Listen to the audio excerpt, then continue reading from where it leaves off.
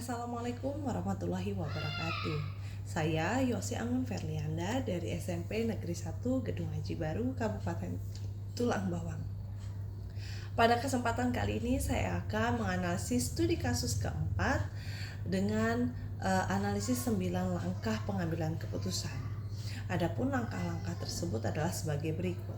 Yang pertama, dengan menjawab pertanyaan-pertanyaan pada tiap langkahnya.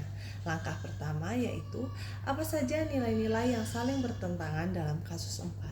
Jawabannya adalah kejujuran versus keadilan, serta kesetiaan versus persahabatan, di mana mengembalikan dompet kepada Nina dan juga menjaga hubungan baik dengan Rara sahabatnya.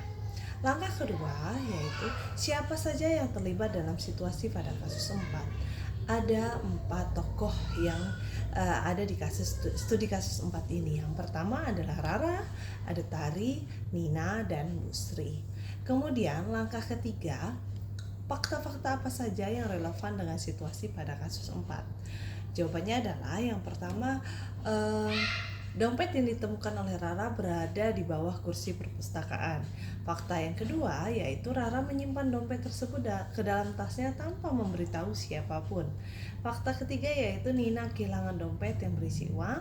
Fakta keempat yaitu Tari yang melihat kejadian itu secara langsung. Dan fakta kelima yaitu Rara adalah sahabat dekat Tari dan sering membantunya. Untuk langkah keempat, pengujian benar atau salah yang mana bisa dilakukan dengan menjawab pertanyaan berikut. Apakah tindakan Rara salah? Iya, tentu, karena mengambil barang yang bukan miliknya. Pertanyaan kedua yaitu, apakah Tari wajib melaporkan kejadian itu?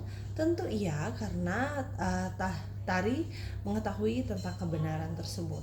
Dan jika Tari diam saja, apakah ikut salah? Tentu saja, karena membiarkan kejadian itu atau ketidakjujuran itu terjadi. Pada langkah kelima, pengujian paradigma benar lawan benar yang mana bisa dilakukan? Jawabannya adalah yang pertama, kejujuran versus kesetiaan, di mana jujur melaporkan kepada pihak sekolah versus setia menjaga persahabatan. Kemudian ada individu versus komunitas. Bagaimana kepentingan Rara dibenturkan oleh kepentingan Nina dan keadilan. Pada langkah ke-6, prinsip resolusi yang mana yang bisa dilakukan? Jawabannya adalah prinsip berbagi hasil terbaik, yaitu memilih tindakan yang memberi manfaat lebih besar bagi keadilan dan lingkungan sekolah. Kemudian prinsip berbasis aturan, yaitu barang temuan harus dikembalikan kepada pemiliknya. Yang ketiga yaitu prinsip berbasis kepedulian, yaitu jika Tari berada di posisi Nina, tentu ingin agar dompetnya kembali. Langkah ketujuh adalah, adakah opsi lain yang lebih kreatif, adil, dan bijak yang bisa dilakukan? Jawabannya, Tari bisa menasehati Rara secara pribadi untuk mengembalikan dompet Nina.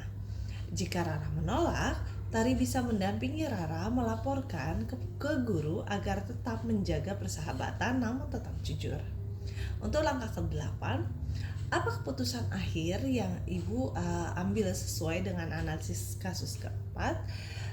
Jawabannya adalah Tari sebaiknya membujuk Rara untuk mengembalikan dompet kepada Nina secara langsung, atau jika Rara menolak maka Tari harus tetap melaporkan kepada guru demi mendukung kejujuran. Langkah ke-9, pelajaran apa yang saya ambil atau saya dapatkan dari pengambilan keputusan ini, dan bagaimana pelajaran tersebut dapat memperbaiki pengambilan keputusan saya di kemudian hari? Jawabannya adalah kejujuran lebih utama daripada menjaga kenyamanan hubungan persahabatan. Dalam dilema moral, penting sekali dalam mencari solusi yang adil, bijak, namun tetap menjaga nama baik dan hubungan baik dengan teman.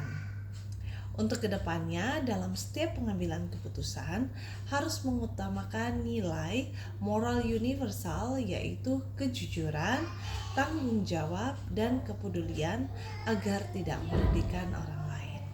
Demikian hasil analisis studi kasus keempat yang bisa saya sampaikan dengan menggunakan analisis 9 langkah pengambilan keputusan. Saya Iri, wassalamualaikum warahmatullahi wabarakatuh.